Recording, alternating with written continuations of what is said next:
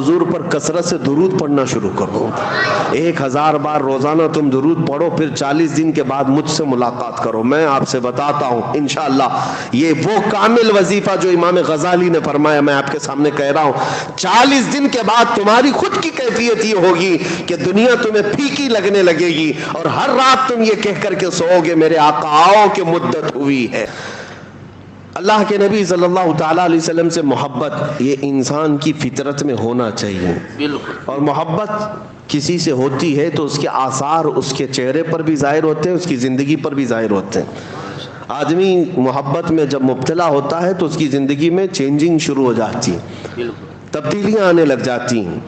عام سی بات ہے, آپ دنیا میں بھی دیکھیں ایک مجازی عشق و محبت میں جو بندہ پاگل ہونے لگتا ہے, کسی لیلا کے پیچھے ہے, کسی محبوبہ کے حسن کے پیچھے پڑ جاتا ہے, اس کی زندگی میں چینجنگ آ جاتی ہے. وہ سب کچھ چھوڑ چھاڑ کر کے پیچھے لگا رہتا ہے.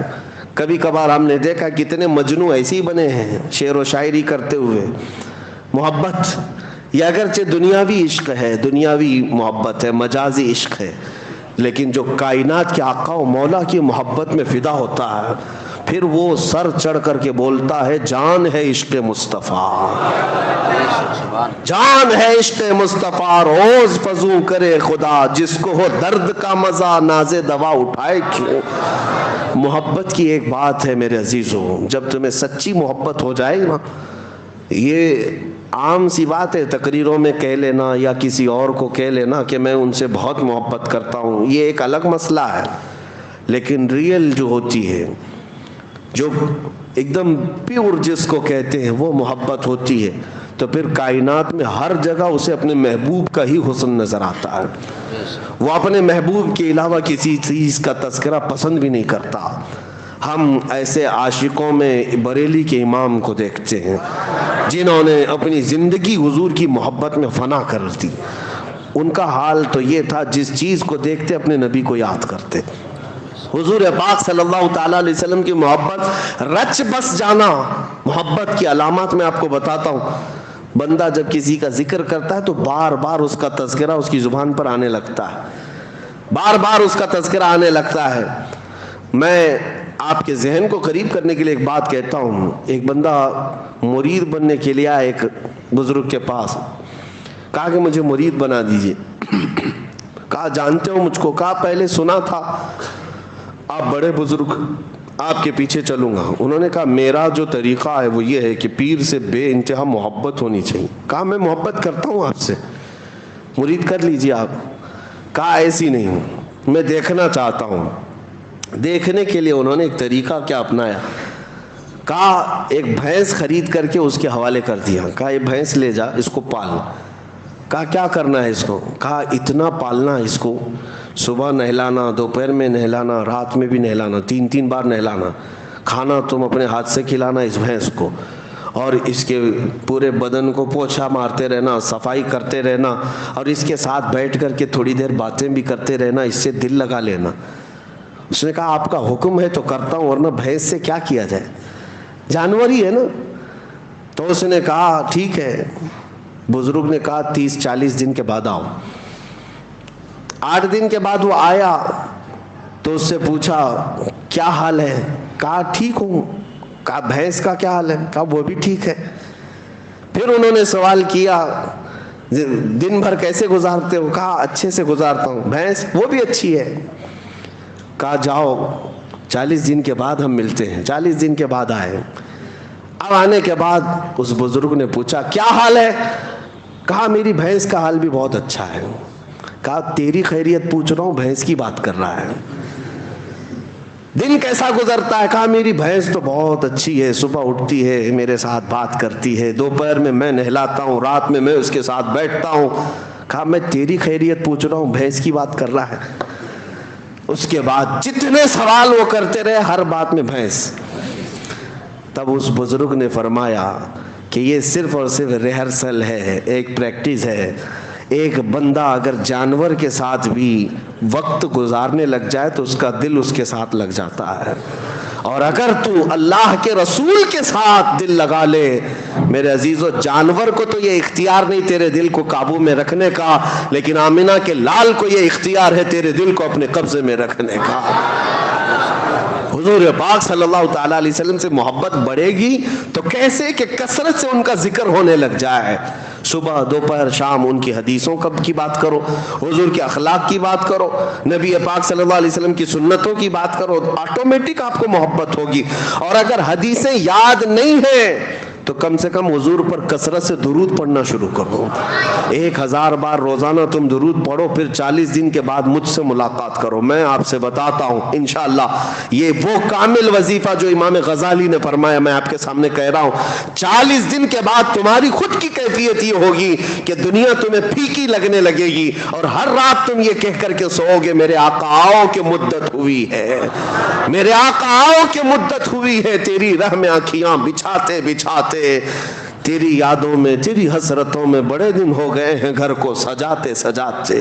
یہ کب ہوگی؟ جب کثرت سے تم حضور کو یاد کرو۔ اعلیٰ حضرت کو ہم نے دیکھا، فنا پھر رسول یوں ہی نہیں کہتے۔ کوئی صاحب آئے اعلیٰ حضرت کے پاس، ایک گلاب تحفے میں لے کر آئے، کہا کہ حضور یہ بہت اچھا گلاب ہے، قبول فرما لے۔ دیکھا، اس کے بعد کہتے یہ تو صبح کھلتا ہے شام میں مرجھا جاتا ہے، میں اس گلاب سے محبت کرتا ہوں جو کبھی نہیں مرجھاتا، جو کبھی نہیں مرجھاتا۔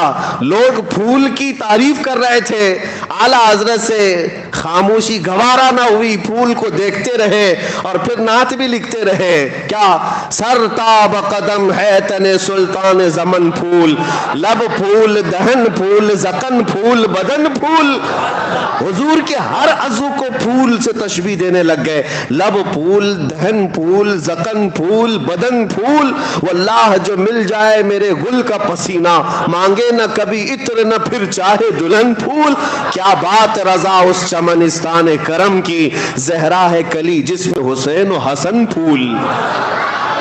اب اعلیٰ حضرت کو اٹھا کر دیکھیں، پوری نعت پھول پر لکھی ہے لیکن گلاب پر نہیں، مدینے کے گلاب پر لکھی ہے۔ محبت اس کو کہتے ہیں کہ جب اپنے محبوب کا تذکرہ ہو تو دنیا میں کسی بھی شے کا تذکرہ ہو لیکن یاد اپنے محبوب کی آ جائے، یاد اپنے محبوب کی آ جائے۔ میں نے دیکھا ہے اعلیٰ حضرت کو میں اس لیے زیادہ ذکر کرتا ہوں کہ ان کے کلام پڑھنے کے بعد حضور سے محبت میں اضافہ ہوتا ہی ہے، عشق میں اضافہ ہوتا ہے۔ اپنا پریکٹیکل تو ہم بتاتے ہیں، باقی دوسروں کا معلوم نہیں۔ نبی پاک صلی اللہ تعالیٰ علیہ وسلم کے دربار میں قریب ہونے کا جو شوق بڑھتا ہے وہ اعلیٰ حضرت کے کلاموں سے بڑھتا ہے۔